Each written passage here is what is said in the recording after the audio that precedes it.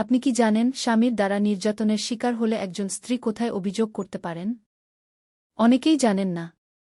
তাই আজকে বলবো একজন নির্যাতিত স্ত্রী ঠিক কোথায় কোথায় অভিযোগ করতে পারবেন। প্রথম ধাপ, আপনি চাইলে সরাসরি নিকটস্থ থানায় গিয়ে সাধারণ ডায়েরি অর্থাৎ জিডি করতে পারেন। জিডির মাধ্যমে আপনি ভবিষ্যতের জন্য একটি প্রমাণ রেখে যেতে পারবেন। দ্বিতীয় ধাপ, নারী ও শিশু নির্যাতন দমন আইন 2000 অনুযায়ী থানায় এফআইআর দায়ের করতে পারেন। এই আইনে কঠোর শাস্তির বিধান রয়েছে। আইন প্রয়োগকারী সংস্থা বাধ্য হয় বিষয়টি তদন্ত করতে। তৃতীয় ধাপ, আপনার উপজেলা বা জেলায় মহিলা বিষয়ক কর্মকর্তার অফিসে লিখিত অভিযোগ করতে পারেন। তারা কাউন্সেলিং, সুরক্ষা ও আইনি সহায়তার ব্যবস্থা করে থাকেন।